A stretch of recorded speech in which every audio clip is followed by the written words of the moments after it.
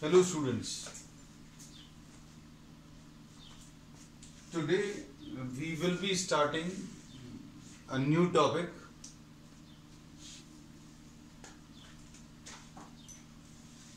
Gauss theorem. और Gauss theorem के को समझने के लिए अभी हम लोग पहले एक टर्म लेंगे, फ्लक्स, इलेक्ट्रिक फ्लक्स। इसको फाई से रिप्रेजेंट करते हैं, फाई ई इसका नोटेशन आएगा, साथ में नोट करते जाना इसको।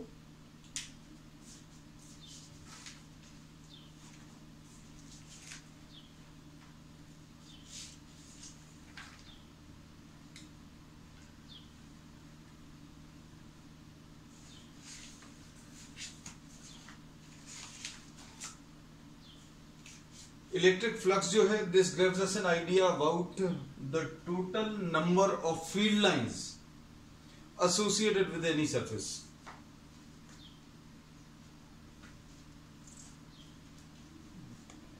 This gives the total number of electric field lines. हम शॉर्ट में लिख दे रहे हैं.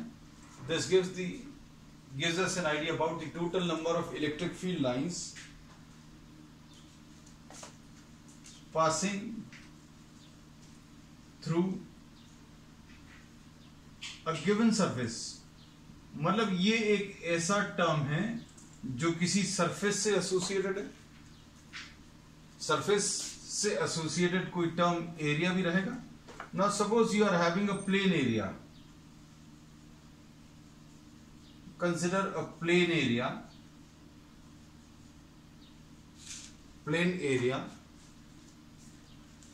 A placed in a uniform electric field E, uniform electric field E में एक प्लेन एरिया रखा हुआ है। यह यूनिफॉर्म इलेक्ट्रिक फील्ड है और इस यूनिफॉर्म इलेक्ट्रिक फील्ड में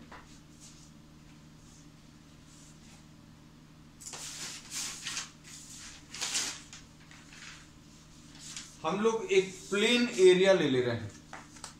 प्लेन एरिया, इसको भी हम लोग प्लेन बोल सकते हैं।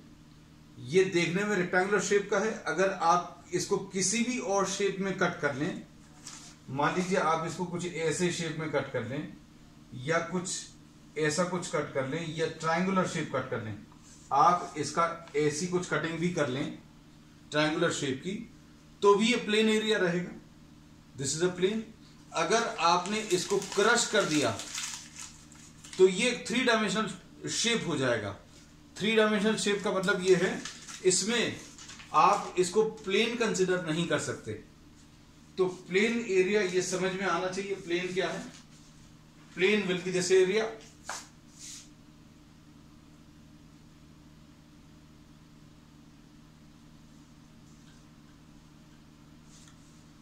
प्लेन जो है, ऐसे किसी सरफेस को भी आप प्लेन मान सकते हैं। तो अभी हम लोगों ने इसको एक प्लेन एरिया ले लिया। ये प्लेन एरिया किसी एक यूनिफॉर्म इलेक्ट्रिक फील्ड में रखा हुआ है। अब इलेक्ट्रिक फील्ड अगर इस डायरेक्शन में है, इमेजिन करना, इलेक्ट्रिक फील्ड अगर इस डायरेक्शन में है और ये प्लेन ऐसा कुछ रखा हुआ है, इलेक्ट्रिक फील्ड ऐसी कुछ है और ये प्लेन एरिया ऐसा रखा हुआ है, तो इन दोनों का जो ओरिएंटेशन है, रिलेटिव ओरिएंटेशन है, अब ये हमें बताना है। तो एरिया को वेक्टर जैसा ट्रीट करना पड़ेगा और इसमें एरिया का जो डायरेक्शन है, direction of area is given by direction of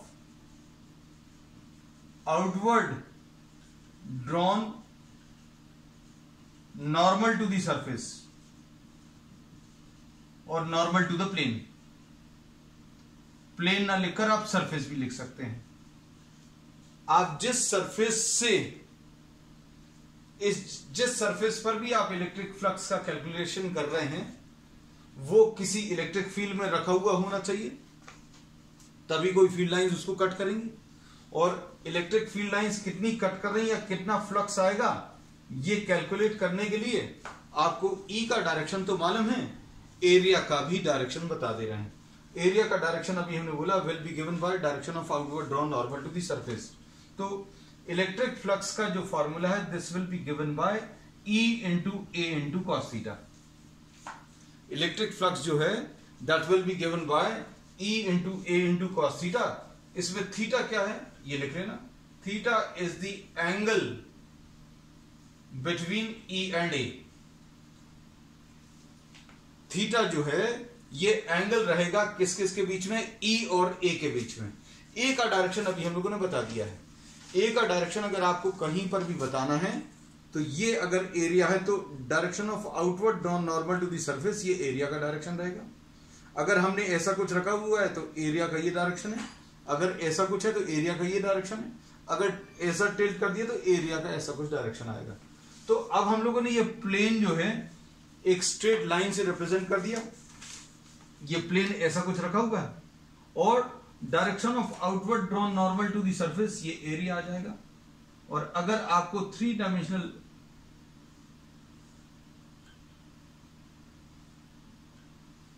look देना तो ऐसा कुछ दे सकते हैं, this is a plane area, area का direction normal to the surface और ये इलेक्ट्रिक फील्ड का डायरेक्शन है, इन दोनों के बीच में जो एंगल है वो थीटा है। और फ्लक्स की वैल्यू कितनी आ जाएगी, E into a into cos theta. इस टर्म को अभी हम लोग आगे के टॉपिक्स में और इलैबोरेट करेंगे। ये इसको हम लोग E डॉट ए भी लिख सकते हैं, E और A का डॉट प्रोडक्ट, मतलब इलेक्ट्रिक फील्ड तो वेक्टर है और इस वेक्टर का डायरेक्शन अभी हम लोग पहले बता चुके हैं, कई जगह बता चुके हैं। और बेटा फोन को म्यूट कर लीजिए please, Ayushi please mute your phone.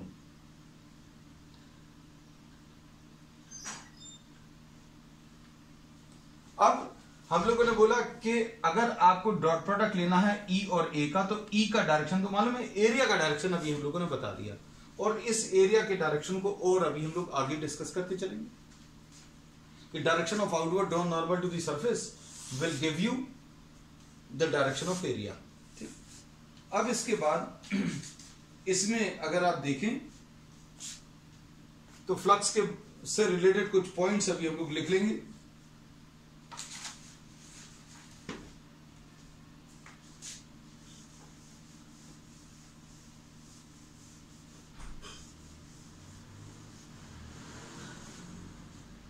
सबसे पहली चीज, फ्लक्स जो है एक स्केलर क्वांटिटी है, साथ में लिखते जाना, flux is a scalar quantity. और फ्लक्स की यूनिट्स अगर अभी हम लोगों को बतानी है, E into a into cos theta की तो कोई यूनिट्स नहीं होती क्योंकि ये रेशियो है। ये इलेक्ट्रिक फील्ड की यूनिट्स अभी हम लोग ले चुके हैं, इलेक्ट्रिक फील्ड की यूनिट्स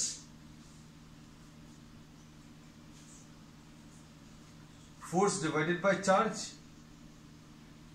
इनटू एरिया, मतलब ये न्यूटन अपॉन कूलम है इनटू मीटर स्क्वायर।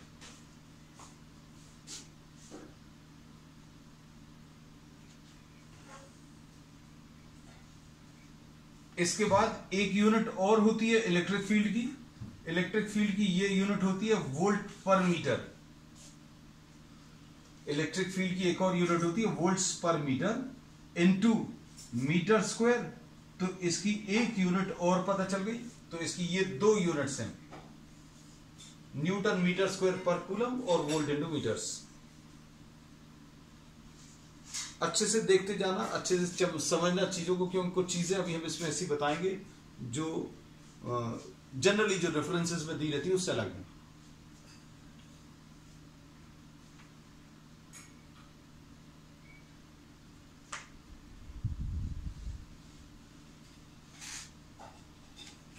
अब इसके बाद इसमें अगर आप देखें तो फ्लक्स जो है किस किस चीज के ऊपर डिपेंड कर रहा है,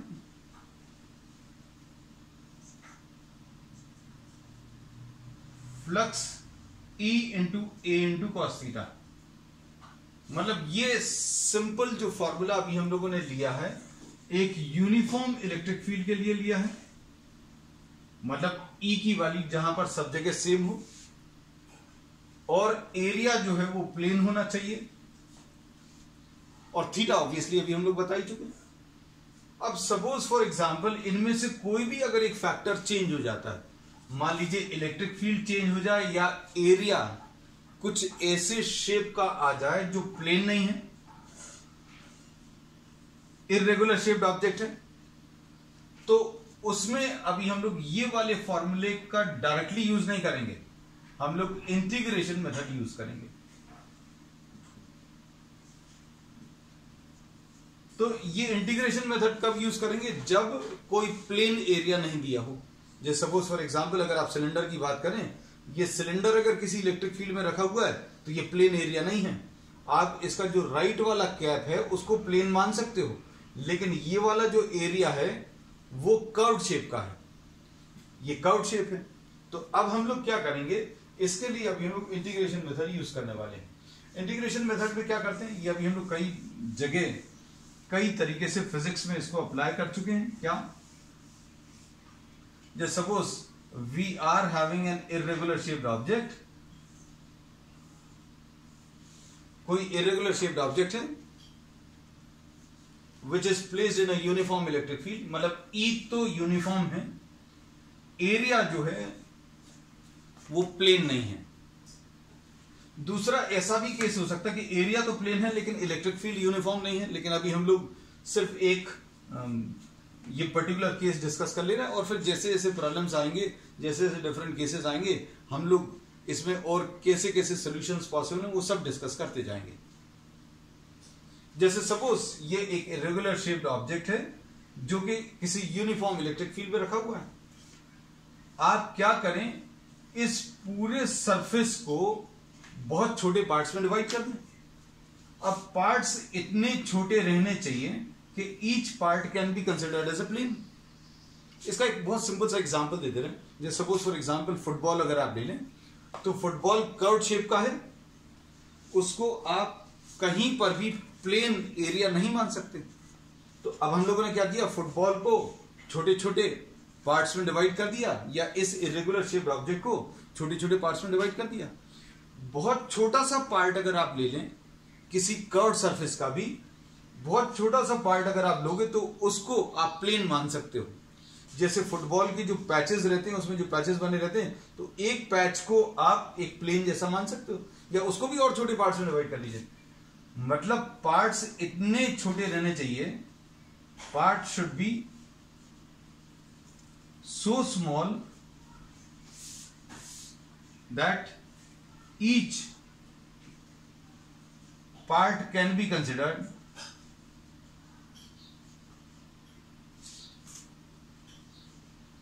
as a plane। अब प्लेन ही क्यों लेना, क्योंकि प्लेन से रिलेटेड फ्लक्स अभी हम लोग डिफाइन कर चुके हैं।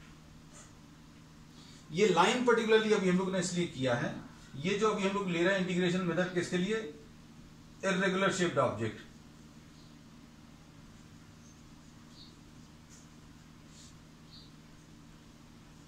या फिर object which is not a plane. कैसा object which is not a plane? हम लोगों ने एक इरेगुलर शेप्ड ऑब्जेक्ट किसी इलेक्ट्रिक फील्ड में रखा, इससे एसोसिएटेड फ्लक्स अगर बताना है तो अब हम लोग क्या करेंगे, इस पूरे ऑब्जेक्ट के छोटे छोटे पार्ट्स किए। पार्ट्स इतने ज्यादा छोटे होने चाहिए such that each can be considered as a plane, और we consider one such plane. Consider one such small part of area ds। इस एरिया का डायरेक्शन कैसे मिलेगा, इसके ऊपर परपेंडिकुलर ड्रॉ कर लो तो एरिया का डायरेक्शन मिल गया। इलेक्ट्रिक फील्ड का डायरेक्शन आपको मालूम है, इन दोनों के बीच का जो एंगल है वो थीटा है। तो flux associated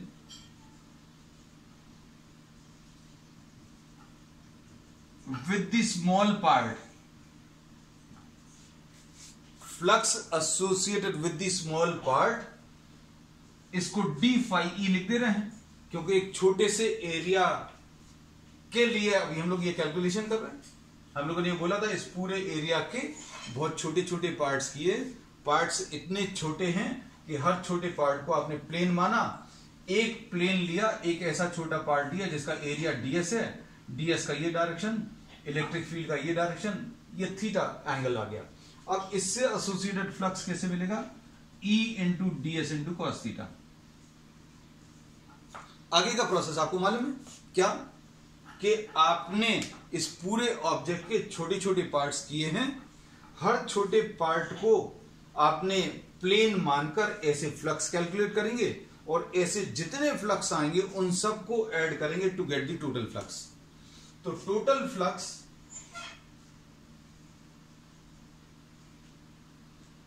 phi e will be equal to integration of d phi e, ऐसा कुछ कह सकते हैं।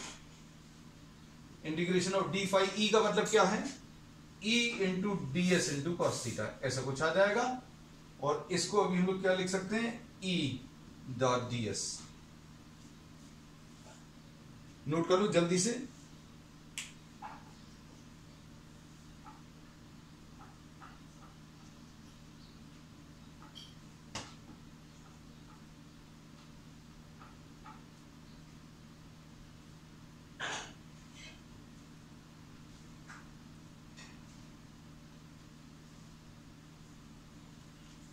अब इसका थोड़ा सा अभी हम आपको यूज बता दे रहे हैं कैसा है।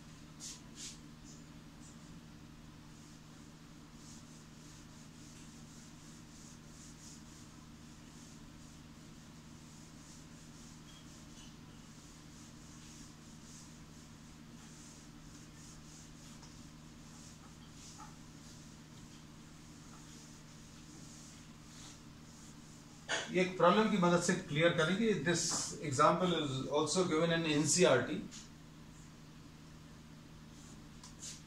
इसको अभी हम लोग लिख ले रहे हैं। फ्लक्स एसोसिएटेड विद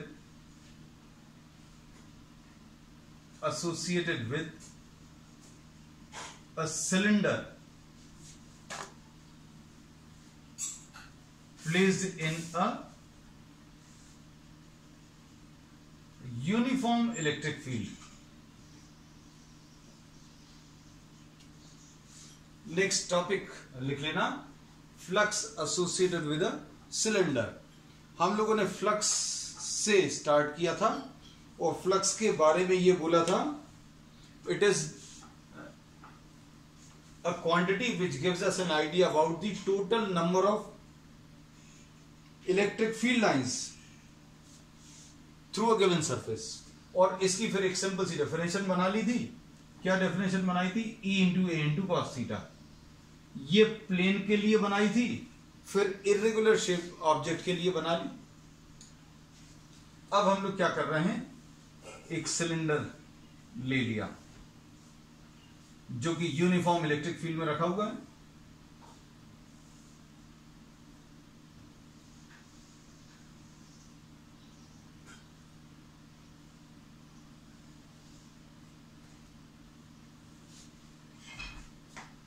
अब इससे एसोसिएटेड फ्लक्स अगर बताना तो ये प्लेन तो है नहीं। अब हम इसके एग्जांपल के लिए इंक की बॉटल ही ले रहे हैं। ये सिलेंडर अभी हम लोग इसको मान सकते हैं। इसका लेफ्ट वाला जो सरफेस है उसको आप प्लेन मान सकते हो, राइट वाला सरफेस भी इसका प्लेन रहेगा। ये वाला जो सरफेस है ये कर्व्ड है। इधर पर outward drawn outward to the surface ऐसा कुछ आएगा, इधर पर जो परपेंडिकुलर ड्रॉ करेंगे वो इधर की तरफ आएगा। तो अब हम लोग क्या कर रहे हैं, जो पिछला टॉपिक डिस्कस किया है उसके बेसिस पर हम इस पूरे सरफेस को 3 पार्ट्स में डिवाइड कर रहे हैं। First is the left cap, the left surface, ये राइट वाला सरफेस है और ये कर्व्ड सरफेस। ये 3 पार्ट्स अभी हमने इसके कर लिए। अब इसमें अगर आप देखें तो अभी हम लोगों को इधर पर बहुत छोटे छोटे पार्ट्स करने हैं। एक छोटा सा एरिया ds अभी हम लोग मार्क कर लें, और ds का डायरेक्शन कैसे मिलता है? लेफ्ट वाले सरफेस पर आपने छोटा सा लेफ्ट वाले कैप के ऊपर एक छोटा सा एरिया ले लिया ds और इसके ऊपर बाहर की तरफ परपेंडिकुलर ड्रॉ करो तो ये ds का डायरेक्शन आ गया। और फ्लक्स अगर आपको इस ऑब्जेक्ट का निकालना है तो ये निकालने के लिए flux associated with the first निकालेंगे plus the flux associated with the second plus the flux associated with the third. पहले वाले सरफेस के लिए फ्लक्स अलग से निकालेंगे, सेकंड वाले के लिए अलग से निकालेंगे, थर्ड वाले के लिए अलग से निकालेंगे और तीनों को ऐड कर लेंगे। और ये अभी हम लोगों ने पढ़ा है, क्या पढ़ा है, E इंटू ds या E डॉट ds फर्स्ट के लिए, फिर ये E डॉट ds किसके लिए, सेकंड के लिए, plus E dot ds third के लिए। ये अपने पिछले टॉपिक से सीखा कि पहले सरफेस के लिए E डॉट ds मतलब फर्स्ट वाला जो सरफेस है उसके ऊपर छोटा सा ds ले लो, ds का ये डायरेक्शन आ गया। इसमें थीटा जो है वो याद रखना, थीटा इज यहां वाला, यहां पर मार्क कर देना, theta is the angle between E and ds। Theta क्या है, that is the angle between E and ds। अब हम लोगों ने क्या किया, जो लेफ्ट वाला सरफेस है, लेफ्ट वाला सरफेस या लेफ्ट वाला सर्कुलर एंड कैप जो है, इसके ऊपर छोटा सा ds ले लिया, ds का ये डायरेक्शन आ गया। इलेक्ट्रिक फील्ड ऑलरेडी बनी हुई है, इलेक्ट्रिक फील्ड राइट की तरफ है, ds का डायरेक्शन लेफ्ट की तरफ है, तो इस फर्स्ट सरफेस के लिए थीटा की वैल्यू 180 है।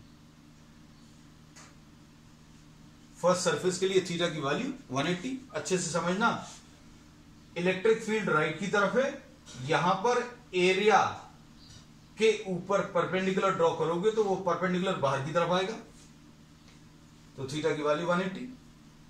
अब यहां पर एक छोटा सा एरिया ले लो कर्व सरफेस के ऊपर, कहीं पर भी ले लो, यहां पर लोगे ds का ये डायरेक्शन आएगा, यहां पर अगर परपेंडिकुलर ड्रॉ करोगे तो ये बना पाएंगे अभी हम लोग अच्छे से। ये ds आ गया, ये इलेक्ट्रिक फील्ड आ गई, इलेक्ट्रिक फील्ड ऐसी है, ds ऐसा है, तो सेकंड सरफेस के लिए थीटा की वैल्यू 90।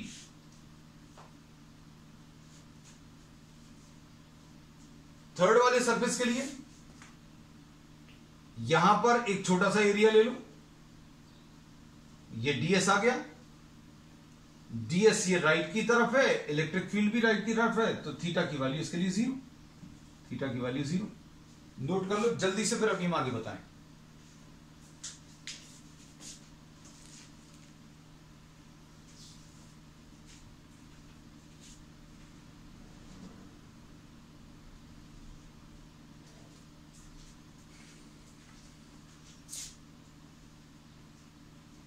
अब इसमें अगर आप देखें,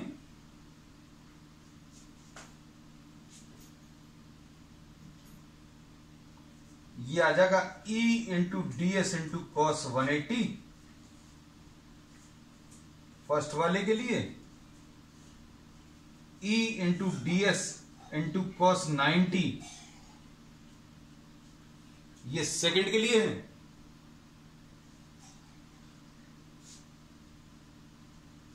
और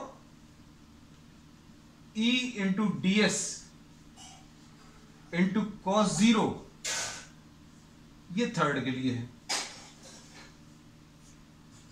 अब जहां पर भी ये cos 90 आएगा तो cos 90 की वैल्यू तो 0 है, तो ये पूरा चला जाएगा, cos 90 की वैल्यू 0 होती है। ऐसा आप एग्जामिनेशन में नहीं काटना, हम थोड़ी सी जगह और टाइम बचाने के लिए इसको काट दिया, क्योंकि cos 90 की वैल्यू 0 है, तो फ्लक्स की वैल्यू कितनी आ जाएगी, हम यहां पर लिख दे रहे हैं,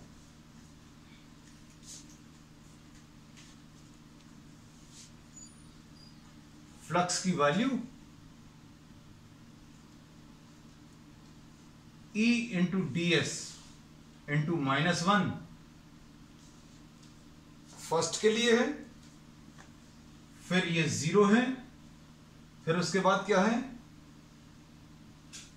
E into ds into cos 0 की वैल्यू 1 है, ये थर्ड के लिए। कॉस 180 की वैल्यू जिनको नहीं मालूम है, कॉस 180 इज -1, अब इसमें क्या होगा, माइनस ई बाहर, इंटीग्रेशन ऑफ डीएस आएगा फर्स्ट का,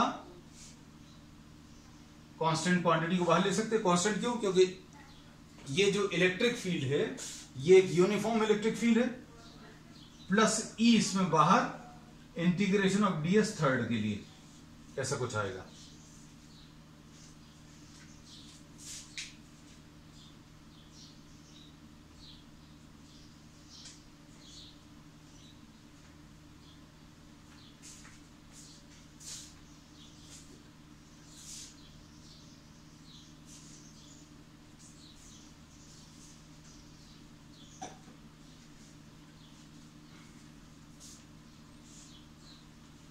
अब इसमें देखो, इंटीग्रेशन ऑफ डीएस का मतलब क्या है, मतलब जितने भी छोटे छोटे एरियाज आपने लिए थे लेफ्ट साइड के, उन सबको ऐड करना है।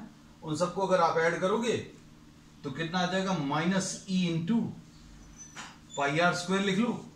अगर इसका रेडियस आर है,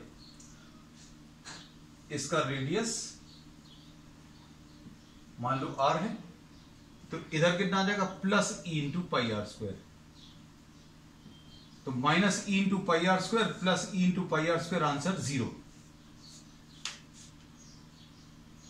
तो क्या कह सकते हैं, the total flux associated with a cylinder placed in a uniform electric field is 0। Total flux 0 है, मतलब total number of field lines जो इस सरफेस से एसोसिएटेड है वो 0। इसका मतलब क्या है, जितनी लाइंस इसके अंदर एंटर कर रही हैं, जितनी एंटर कर रही हैं उतनी ही बाहर निकल रही हैं। टोटल फ्लक्स 0 का मतलब क्या है, the total number of field lines which are entering this surface is equal to total number of field lines which are leaving this surface. अब इसमें देखो, ये तो एक एग्जाम्पल ले लिया हमने, कैलकुलेशंस करके बताया।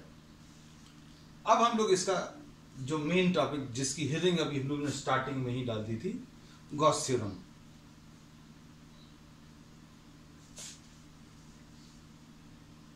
रब कर दे रहे हैं अभी हम।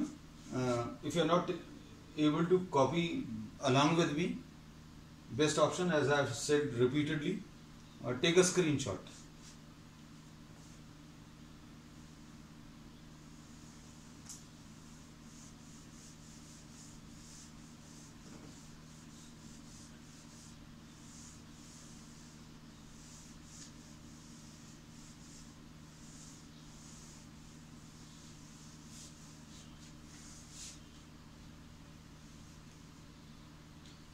अब इसमें नेक्स्ट है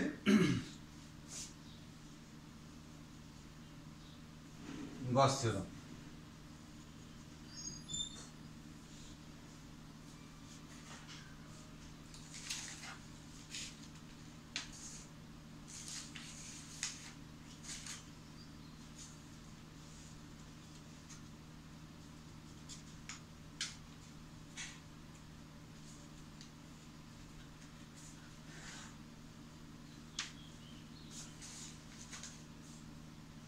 गॉस थ्योरम या गॉस लॉ में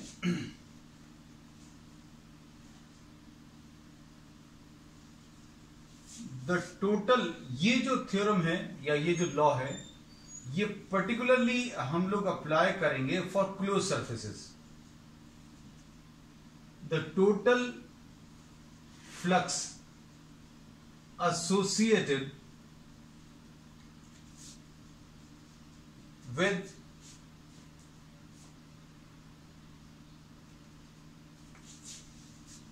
any closed surface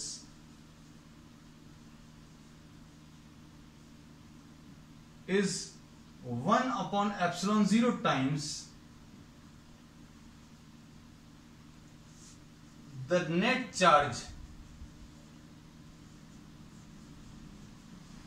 enclosed by the surface.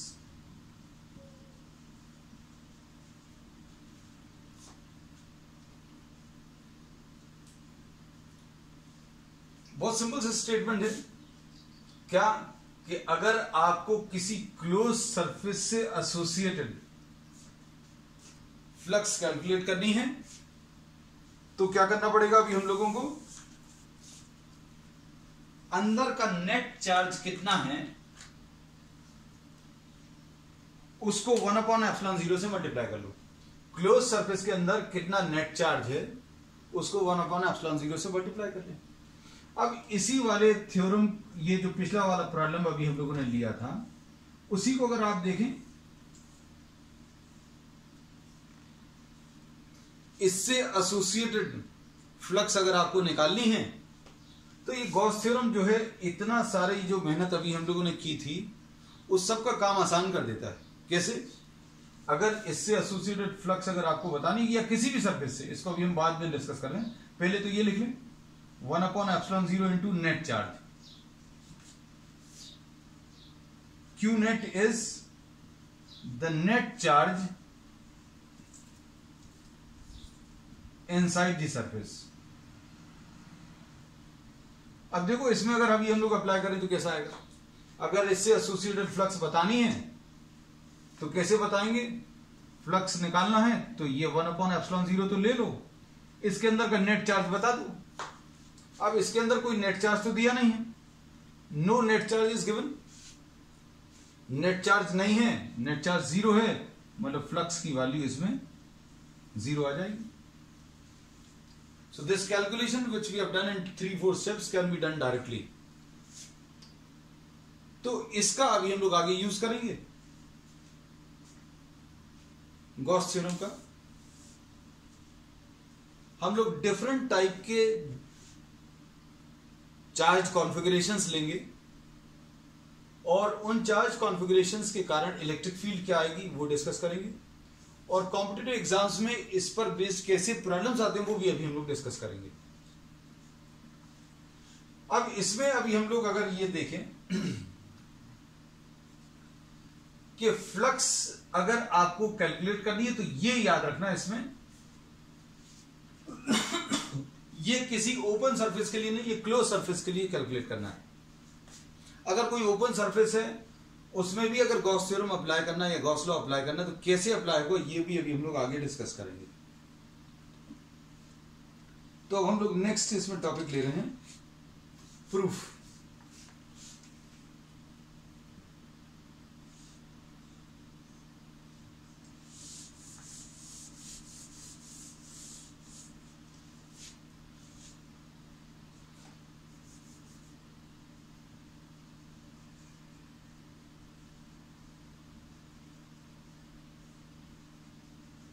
Next topic लिख लीजिए,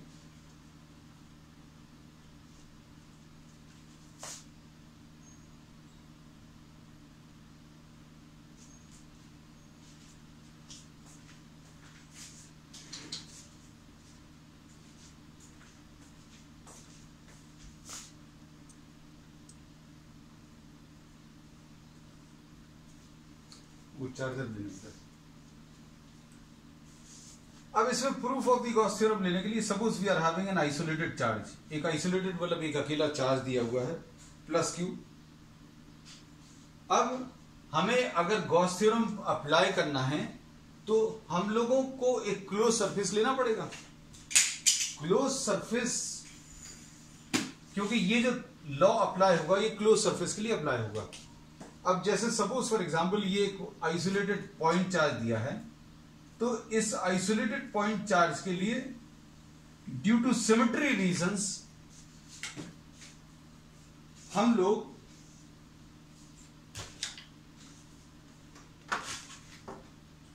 एक स्फेरिकल सरफेस ले लेंगे।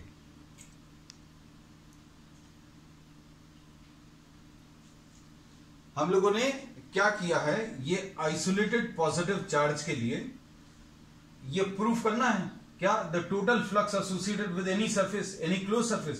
तो आपको तो सिर्फ क्या दिया हुआ था, एक आइसोलेटेड चार्ज भर दिया है, तो अभी हमने बोला एक क्लोज सरफेस लेना पड़ेगा, तो क्लोज सरफेस अभी हम लोगों ने ले लिया। ये क्लोज सरफेस पॉइंट चार्ज के लिए सूट करता है। अलग अलग टाइप के चार्ज कॉन्फ़िगरेशन के लिए अलग अलग टाइप के सरफेसेस सूट करेंगे। कैसे, ये अभी हम डिस्कशन में आगे बताते जाएंगे। धीरे धीरे आपके कॉन्सेप्ट्स भी डेवलप होते जाएंगे और इस टॉपिक के खत्म होने तक आप बता पाएंगे कि किस टाइप के चार्ज कॉन्फ़िगरेशन के लिए किस टाइप का ये क्लोज सरफेस लेना है।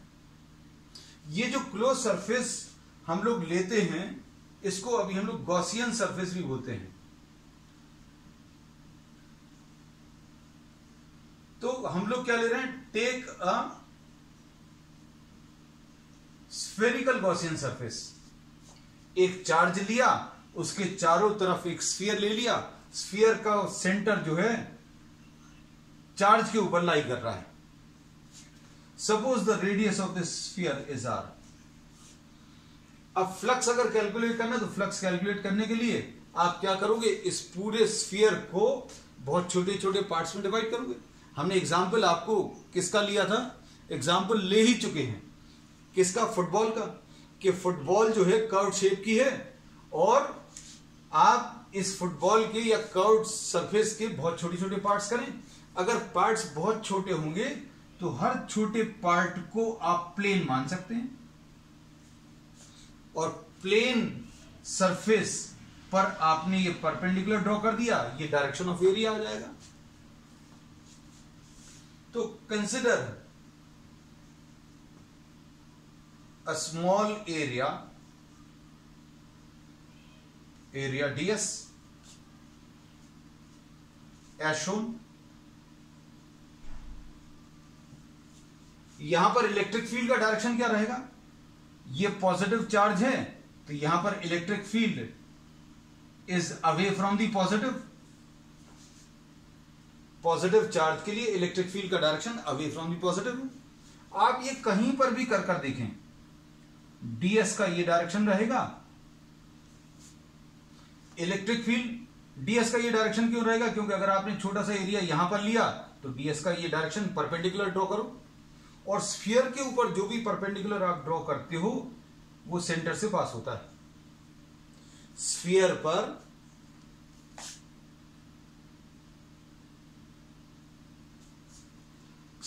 पर या सर्कल पर परपेंडिकुलर जो ड्रॉ करेंगे वो हमेशा सेंटर से पास होगा।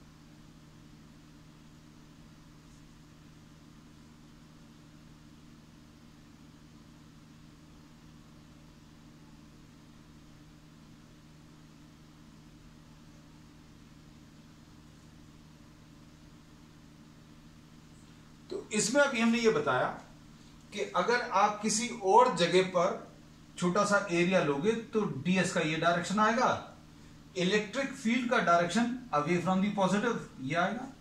तो स्फीयर लेने में स्फेरिकल गॉसियन सरफेस, ये शॉर्ट में लिख दिया, spherical Gaussian surface gives us advantage, हमें एक एडवांटेज देता है। क्या एडवांटेज देता है, for spherical Gaussian surface angle between E and ds is 0। सभी जगह पर angle between E and ds की वैल्यू 0 रहेगी।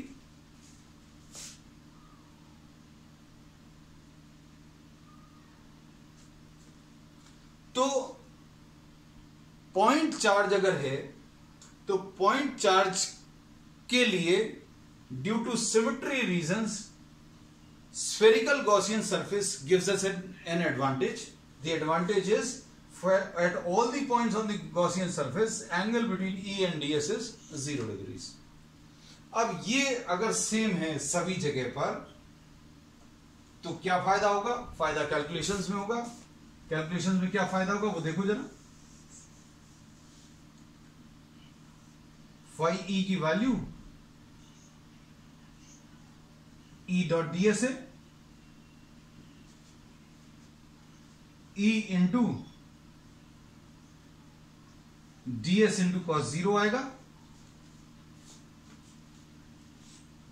मतलब क्या आएगा, ई की वैल्यू अभी हमें मालूम है, ई की वैल्यू कितनी होती है, q upon 4 pi epsilon 0 r square. लिख सकते हैं क्या, electric field due to a point charge,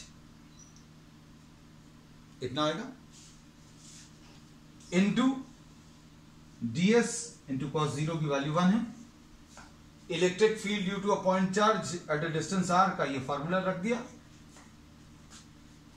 इसमें से q upon 4 pi epsilon 0 r square बाहर आया, अंदर इंटीग्रेशन ऑफ ds।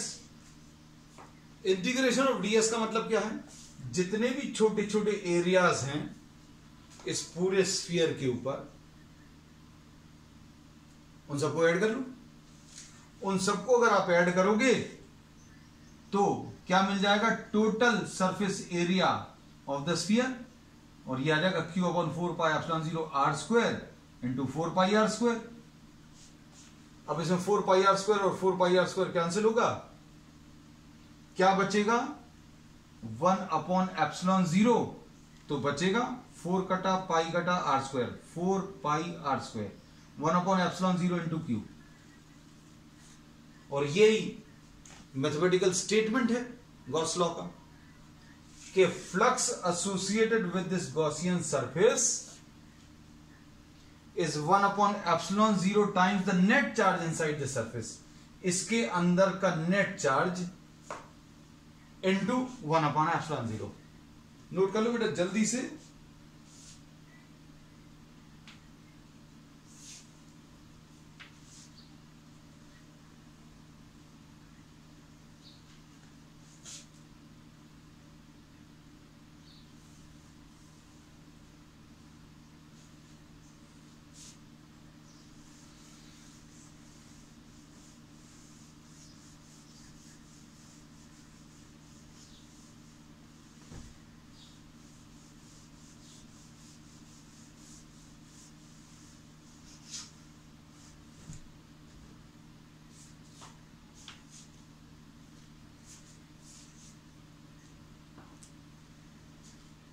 अब इससे एसोसिएट रिलेटेड कुछ पॉइंट्स भी अभी हम बता दे रहे हैं, वो अगर साथ में पॉसिबल हो तो साथ में लिख लेना।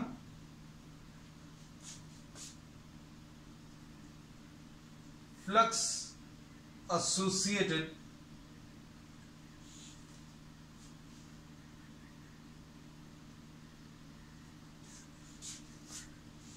विद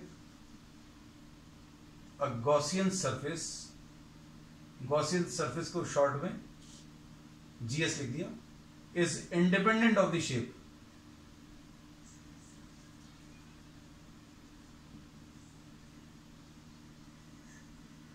शेप के ऊपर डिपेंड नहीं करता। मतलब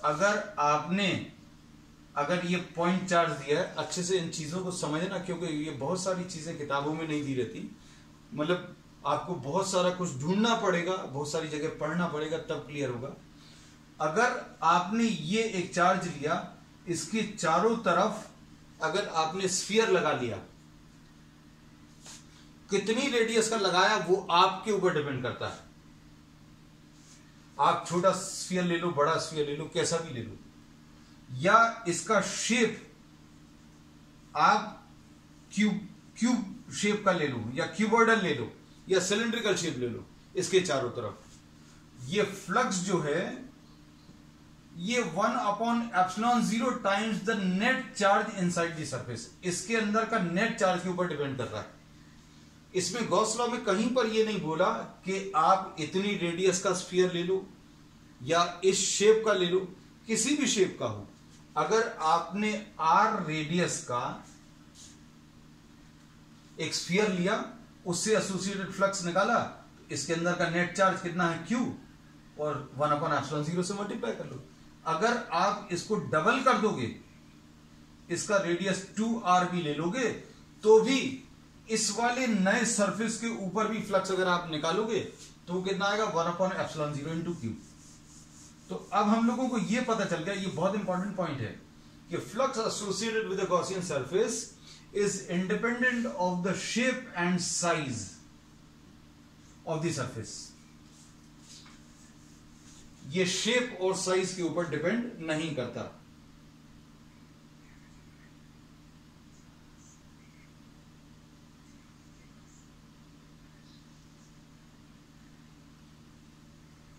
अब इसके बाद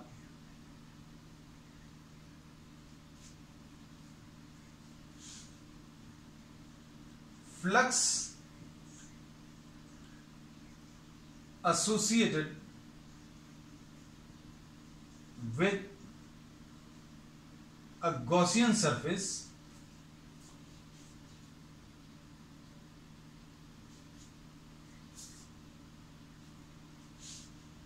is independent of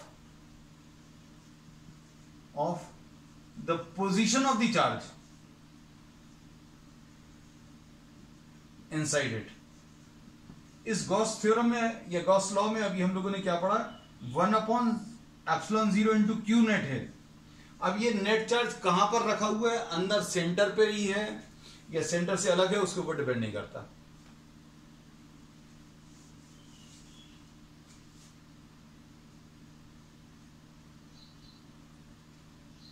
flux associated with a Gaussian surface independent of the charge lying outside the surface।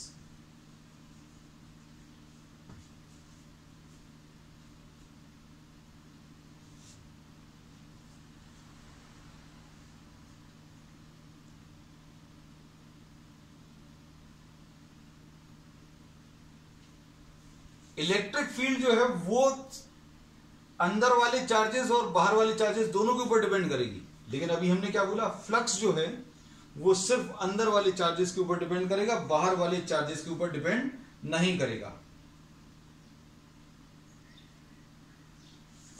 ठीक है।